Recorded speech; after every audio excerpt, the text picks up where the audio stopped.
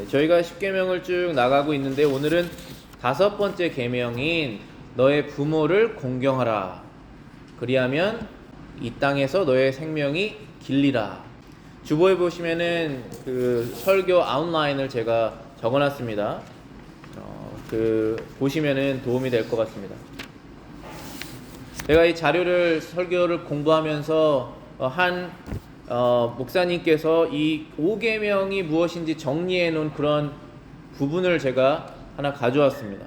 이렇게 정리를 했습니다. 5번째 계명은 하나님의 사랑과 이웃사랑 사이에 깊은 관련성을 잘 드러내준다. 앞에 4계명과 뒤에 5계명을 연결하는 자리에 위치한 5계명은 우리 곁에 있는 사람들에 대한 합당한 태도와 우리 위에 계신 그분에 대한 사랑을 연결시켜준다. 하나님의 계명, 이 10계명 중에 1번부터 4계명은 우리가 사람이 하나님께 예배드리는 방법, 사람이 하나님께 지켜야 되는 계명이라면 5번째 계명부터 10번째 계명은 사람이 이웃에게, 근데 이웃이 누구죠? 옆집 사는 사람이 아니죠. 옆집 사람 포함하죠. 나 이외의 다른 사람, 우리 부모, 나의 배우자, 나의 아들, 딸, 모든 사람이 내 이웃입니다. 나 이외의 다른 모든 사람들을 어떻게 대하면서 살아야 되는 것을 하나님께서 알려주신 것이에요. 하나님의 뜻을. 그런데 그 중에 가장 첫 번째 계명이 살인하지 말라가 아니라, 살인하지 말라가 제일 중요할 것 같지 않으세요? 살인하지 말라, 미워하지 말라, 그 계명이 아니라 그 위에 너의 부모를 공경해라, honor your parents가 첫 번째 계명입니다. 왜 그럴까요? 저는 이 계명을, 이 10계명을 공부하면서 늘 이런 생각을 머릿속에만 갖고 있었는데 이렇게 정리를 해주신 걸 보니까 너무 그것이 정확하다라는 생각이 들었어요. 즉 1계명부터 4계명까지 사람이 하나님께 드려야 되는 그 계명과 나머지 사람이 사람 간에 지켜야 되는 그 계명 사이에 그것을 연결해주는 계명이다라는 거예요. 이게 왜냐하면 사람이 부모를 공경하고 부모를 사랑하지 못한다면 하나님을 사랑할 수가 없고, 그리고 다른 이웃은 당연히 사랑할 수가 없다라는 것입니다. 나를 위해서, 나의 유익을 위해서 착하게 할 수는 있지만 진짜 사랑은 못 준다는 거예요. 그래서 하나님께서 살인하지 말라, 거짓말하지 말라, 간음하지 말라, 이것보다 가장 첫 번째 너의 부모를 공경해라, 딱 그 말씀이에요. 다른 말씀도 없습니다. 너의 부모를 공경해라, 이 말씀을 주신 거예요. 하나님 사람 간의 관계를 연결해주는 하나님의 계명입니다. 요한 1서 4장 19절부터 21절 제가 읽어보겠습니다. 우리가 사랑함은 그가 먼저 우리를 사랑하셨음이니라. 누구든지 하나님을 사랑하노라 하고 그 형제를 미워하면 이는 거짓말하는 자니 보는 바 그 형제를 사랑하지 아니하는 자는 보지 못한 바 하나님을 사랑할 수 없느니라. 우리가 이 계명을 주께 받았나니 하나님을 사랑하는 자는 또한 그 형제를 사랑할지니라. 결국은 이 계명은 사랑이에요. 하나님을 사랑하고 이웃을 사랑하라는 것이 하나님이 우리에게 원하시는 하나님의 뜻, 그것이 하나님의 will입니다. 그런데 요한이 분명히 말하기를 보이지도 않는 하나님을 사랑하려면 보이는 사람부터 사랑해야 된다라는 말씀을 하신 것이잖아요. 의역을 하면 바로 옆에 있는 형제를 사랑하지 못하는 사람이 보이지 않는 하나님을 사랑할 수 없다. 그러니까 옆에 있는 형제를 사랑해 봐야 보이지 않는 하나님을 사랑할 수 있다 라고 말씀하시는 것이죠. 그런데 옆에 있는 사람 중에 사람이 태어나서 가장 먼저 만나는 사람이 바로 우리의 아버지, 우리의 어머니라는 거예요. 그 분들을 먼저 사랑하지 못한다면 다른 어떤 누구도 사랑할 수가 없고, 하나님은 보이지 않기 때문에 더 사랑할 수가 없다라는 것입니다. 사랑할 수 있는 사람이 없습니다. 그래서 이 말씀을 주시는 거예요.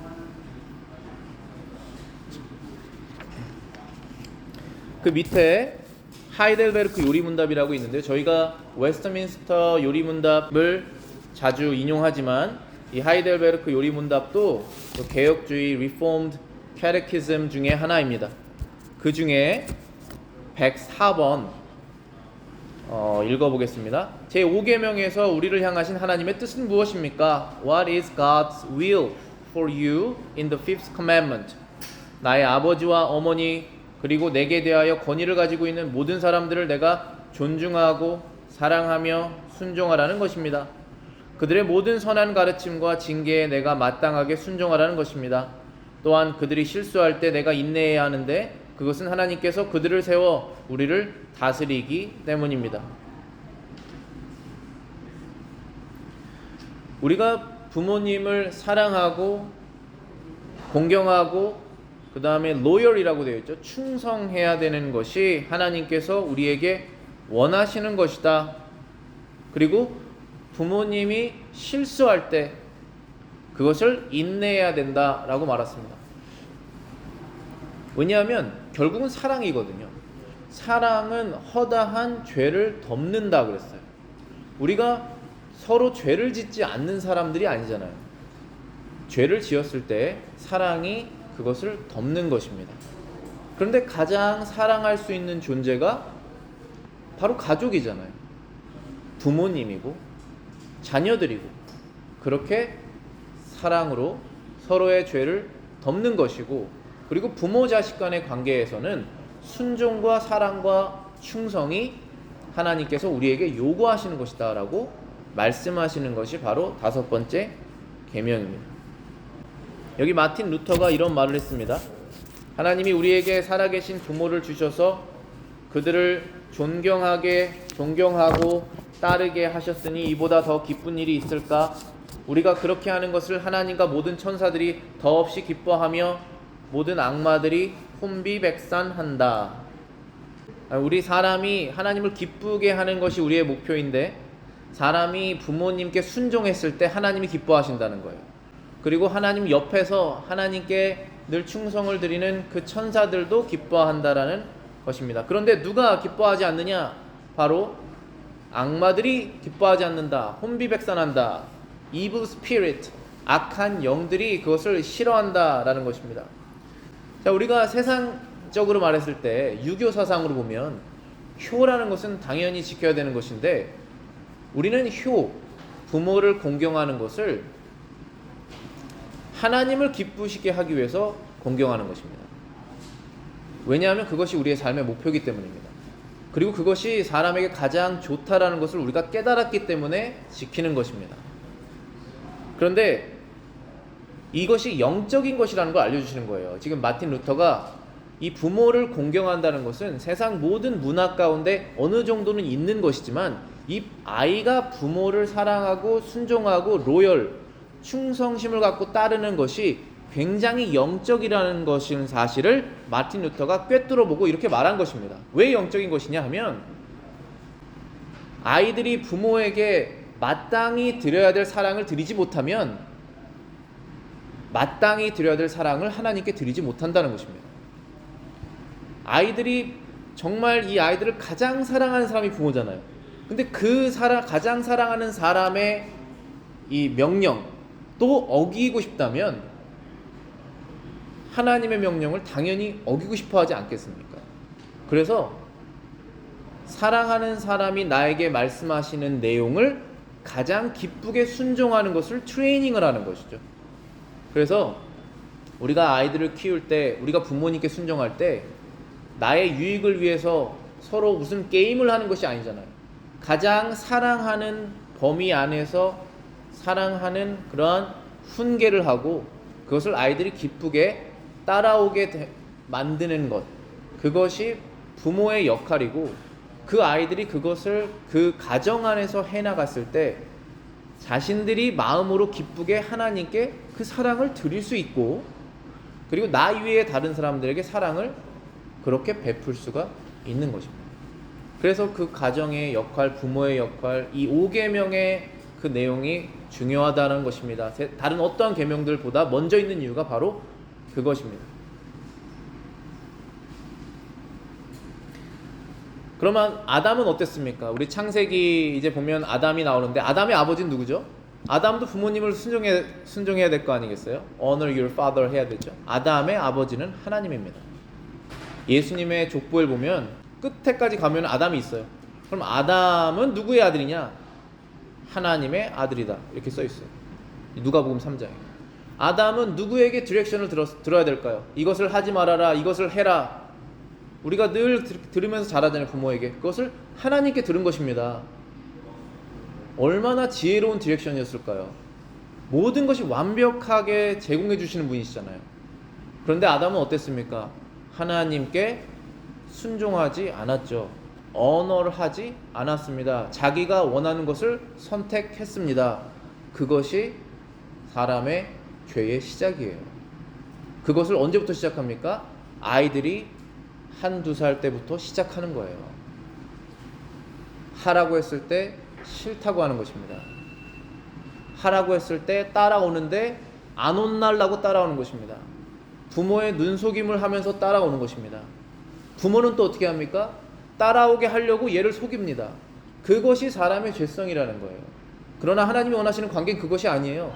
내가 이 아이에게 가장 좋은 것을 선택하도록 고민하고 기도하고 그리고 그 다음에 말하는 것입니다. 그리고 이 아이들은 부모가 나를 가장 사랑하는 사람이기 때문에 그것이 맞다 생각해서 이해가 안 돼도 순종하는 것입니다. 그것도 기쁘게. 그것이 하나님이 우리에게 바라시는 5계명이라는 거예요. 5번째 계명이 바로 그것입니다. 창세기 3장 1절 그 다음에 4절 5절 제가 읽어보겠습니다. 그런데 뱀은 여호와 하나님이 지으신 들짐승 중에 가장 간교하니라. 뱀이 여자에게 물어 가로되 하나님이 참으로 너희에게 동산 모든 나무의 열매를 먹지 말라 하더냐. 4절에 보시면은 뱀이 여자에게 이르되 너희가 결코 죽지 아니하리라. 너희가 그것을 먹는 날에 너희 눈이 밝아져 하나님과 같이 되어 선악을 알 줄 하나님이 아심이니라. 하와는 결국은 뱀의 말을 들었죠. 아담은 결국은 하와를 통해 뱀의 말을 들은 것입니다. 누구의 말을 듣는 것 대신에 뱀의 말을 들었습니까? 자기를 가장 사랑하시는 하나님의 말을 듣는 것 대신에 뱀의 말을, 마귀의 말을 들은 거예요. 근데 이 마귀는 아담을 사랑하는 존재냐? 아담이 망하기를 원하는 존재죠.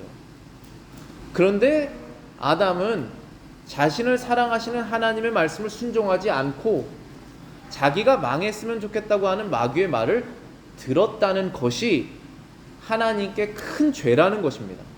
왜냐하면 하나님의 사랑을 무시했기 때문에, 하나님의 지혜를 무시했기 때문에, 하나님의 진심을 무시했기 때문에 바로 그것이 죄가 된다는 것이죠. 그것 하나 먹은 것이 뭐가 그렇게 큰 죄겠습니까? 그러나 하나님과의 관계 속에서 죄를 지은 것이잖아요. 이것이 바로 5계명의 핵심이에요. 아이들이 부모의 말을 이것을 해라라고 했을 때 그것을 하는 것보다 그것이 나에게 좋기 때문에 나에게 이것을 하라고 하셨구나 라는 것을 인정하고 감사하고 기쁘게 그것을 하는 그 마음의 상태를 하나님이 요구하시는 것입니다. 그것이 5계명이에요. 5번째 계명.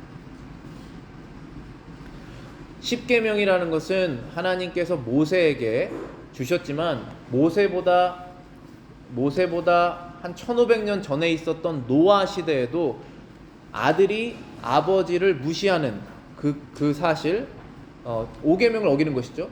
이것을 하나님께서 저주를 하십니다. 어디에서 볼 수 있냐면 노아예요. 노아의 자녀가 3명이죠. 그 3명 중에 함이 그 아버지에게 죄를 졌어요. 제가 그 부분을 읽어보겠습니다. 창세기 9장 20절부터 25절입니다. 노아가 농사를 시작하여 포도나무를 심었더니 포도주를 마시고 취하여 그 장막에서 벌거벗은지라. 가나안의 아버지 함이 그의 아버지의 하체를 보고 밖으로 나가서 그의 두 형제에게 알림해 셈과 야벳이 옷을 가져다가 자기들의 어깨에 메고 뒷걸음쳐 들어가서 그들의 아버지 하체를 덮었으며 그들이 얼굴을 돌이키고 그들의 아버지 하체를 보지 아니하였더라. 노아가 술이 깨어 그의 작은 아들이 자기에게 행한 일을 알고 이에 이르되 가나안은 저주를 받아 그의 형제의 종들의 종이 되기를 원하노라. 지금 노아 그 아버지를 무시하고 가볍게 봤던 이 함이 노아에게 저주를 받았어요. curse. 그래서 종이 된다라고 말했습니다. 이것은 무슨 뜻이냐면 이제는 아들이 아니라는 거예요. 누가 하나님의 자녀냐? 하나님을 사랑하고 그분을 따르는 사람이 자녀입니다. 누가 내 아들이냐? 나를 아버지로 인정하는 사람이 내 아들이죠. 나를 아버지로 인정하지 않으면 그때부터는 아들이 아니지 않습니까? 물론 하나님께서는 우리를 끝까지 찾아내세요.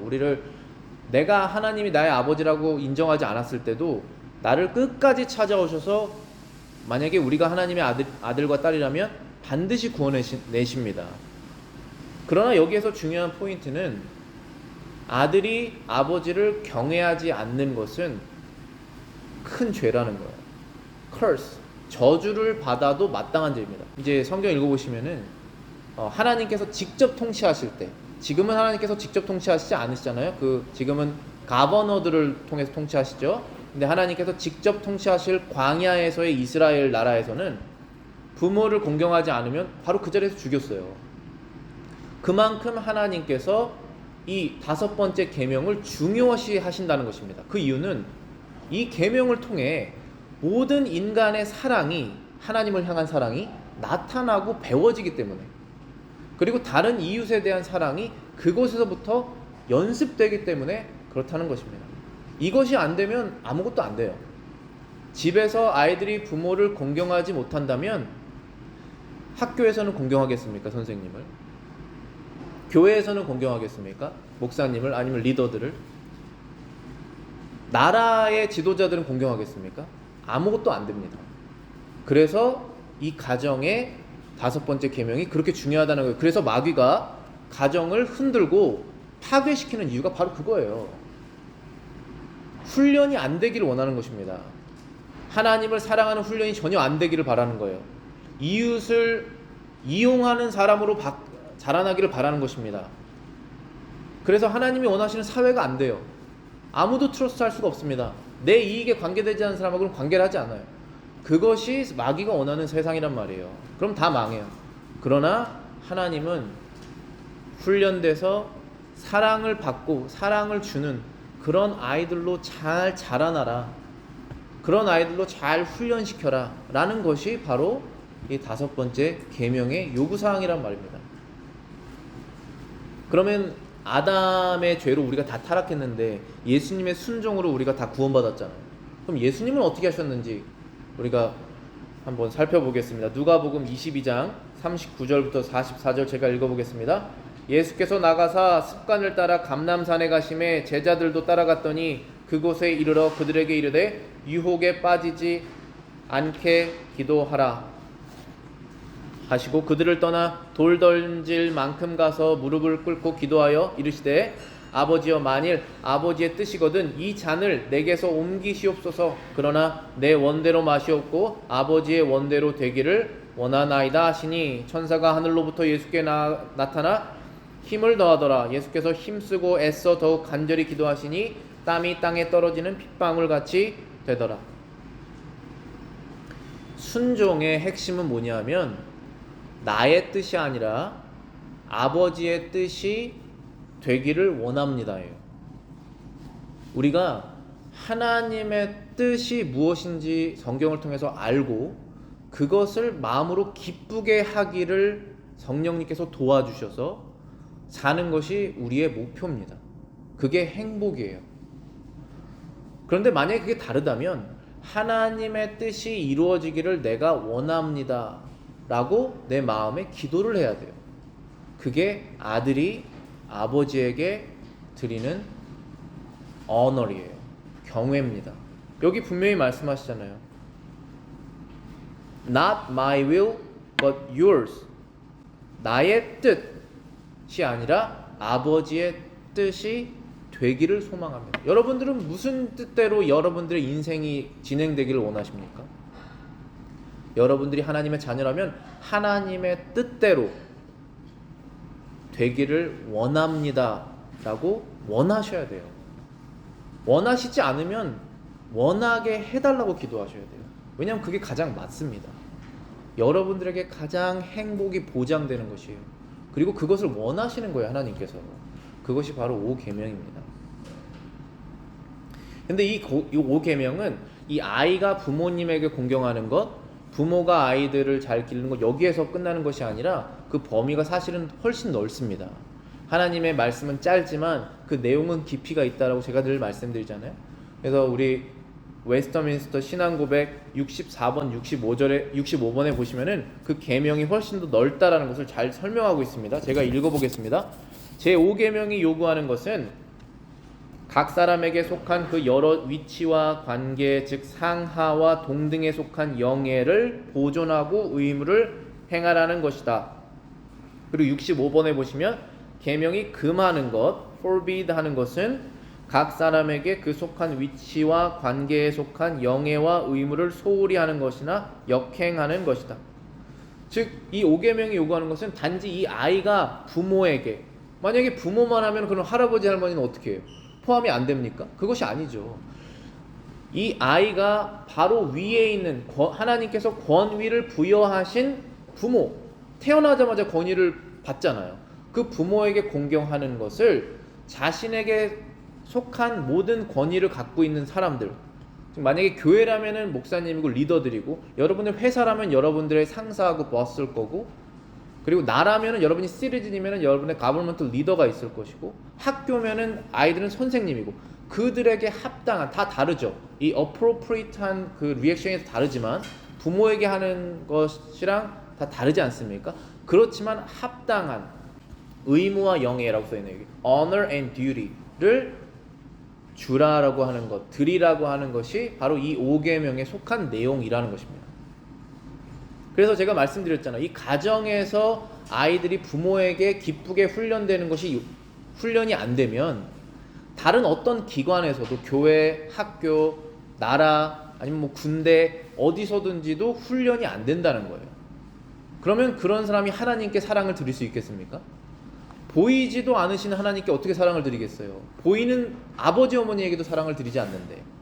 그렇기 때문에 하나님께서 여기서부터 시작을 하라고 알려주시는 것이죠. 왜냐하면 시작을 잘 잡아놔야 모든 것이 그대로 가기만 하면 다 되기 때문에 그런 것입니다. 어디를 가든지 사랑을 받는 그런 사람이 될 수 있지 않겠습니까? 그런 사람들이 모여있으면 얼마나 사랑스러운 그런 단체가 되겠습니까? 그걸 하나님께서 원하시는 것이잖아요. 그런데 이 5계명에서는 단지 이 아랫사람이 윗사람에게만 이러한 언어과 듀티를 행해라라고 끝나지 않습니다. 여기 웨스터민스터 소요리 문답에 보시면은 동등한 사람 그리고 밑에 있는 사람까지도 포함되어 있어요. 그러니까 아이가 부모에게 리스펙트를 하고 사랑을 드리는 것처럼 부모도 아이에게 동일한 리스펙트, 좀 다른 성향일 수 있지만 똑같이 리스펙트를 하고 사랑을 주라는 것이죠. 그게 하나님 원하신다는 거예요. 그래서 만약에 그것이 된다면 우리가 결국은 어쩔 수 없이 다 상하 관계 속에 사는 것입니다. 그것을 일자로 만들 수가 없어요. 그렇게 되면 다 무너지는 거예요.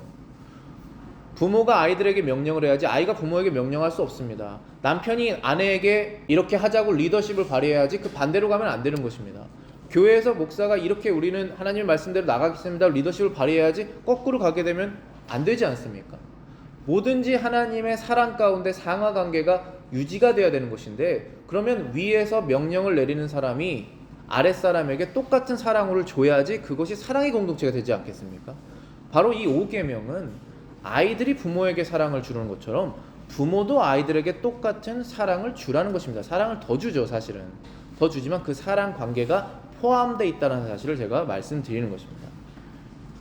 그것을 잘 설명하고 있는 구절이 에베소서 6장 1절부터 4절입니다. 에베소서 6장 1절부터 4절 제가 읽어보겠습니다.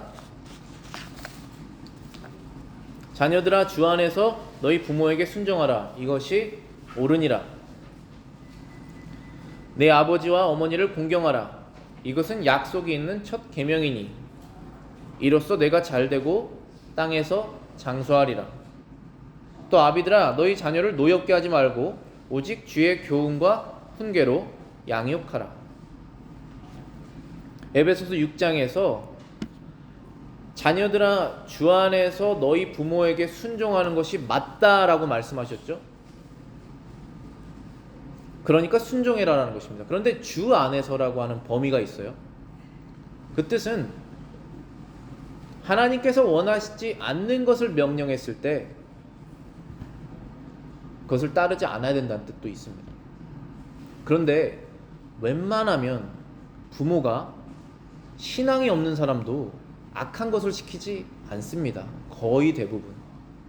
정말 우리가 사회가 마지막에 악해지면 어떻게 될지 모르지만 지금까지는 그렇지 않잖아요. 사람이라면, 부모라면 그래도 자기 생각에 가장 좋은 것들을 주지 않습니까? 그래서 부모에게 순종하는 것이 기본 원칙이라는 거예요. 그리고 이것은 약속이 있는 첫 계명이다 이렇게 말씀하신 것은 그렇게 부모를 공경하고 순종하는 사람들은 이 땅에서 장수하고 잘 될 것이다. 오래 살고 그리고 이 땅에서 어려움 없이 잘 살게 될 것이다. 물론 이 약속은 구약 성경에 더 잘 표현되고 나옵니다. 왜냐하면 구약 성경은 조금 더 물질적인 것이 많아요. 이스라엘 백성이 공격해서 다른 나라 다 이기고 그런 것이 다 구약 성경에 있지 않습니까? 그런데 우리는 영적인 거죠. 지금 신약은 우리가 어떤 크리스찬이라고 해서 세상에서 가장 부유해지고 가장 힘이 세지고 그런 건 아니잖아요. 그렇기 때문에 신구약을 영적으로 그 다음에 육적으로 이렇게 구분해야 되는 건 있지만은 그래도 기본적으로 하나님께서 부모 말씀을 순종하는 사람이 다 잘 된다고 하는 그 법칙은 그대로 적용하시고 계세요 지금도.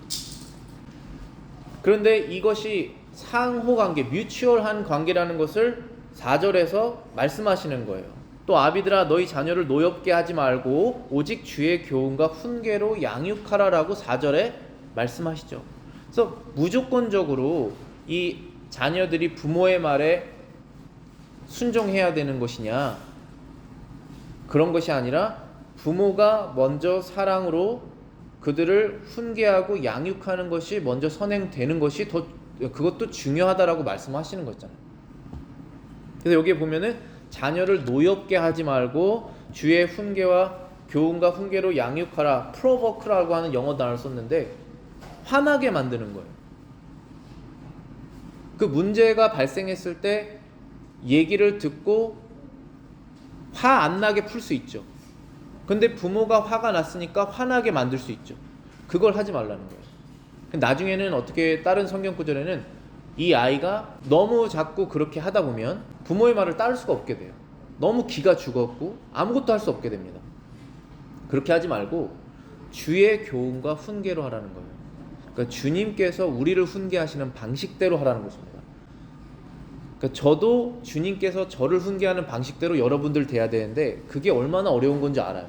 왜냐하면 여러분이 저를 굉장히 사랑해 주시지만 그래도 이 목사로서 인내가, 이 페이션트하는 부분이 기본적으로 있어야지 이 사랑이 계속적으로 진행될 수 있지 않습니까? 근데 부모가 아이들에게 얼마나 많은 인내가 필요해요. 우리는 그래도 일주일에 한두 번밖에 안 보지만 아이들은 계속 보지 않습니까? 얼마나 많은 인내가 필요합니까? 그거 안 보려고 맡기는 거 아니에요? 그거 안 보려고 우리가 다른 거 하잖아요. 아니면 애들 TV 보게 하잖아요. 그거 안 하려고. 그러니까 어려운 거예요 이게. 그런데 뭐로 해야 되냐면 주님께서 나를 인내하신 것처럼 나도 부모도 아이들을 인내하는 주의 교훈으로 할 때 그때 그것이 사랑의 공동체가 된다는 것입니다. 이 5계명 안에는 바로 이러한 내용들이 포함되어 있는 것입니다.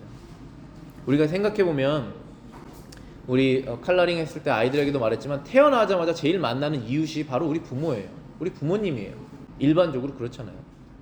그 뜻은 가장 사랑을 드릴 수 있는 분이 가장 쉽게 사랑할 수 있는 사람, 나 이외의 다른 사람이 바로 부모라는 것이에요.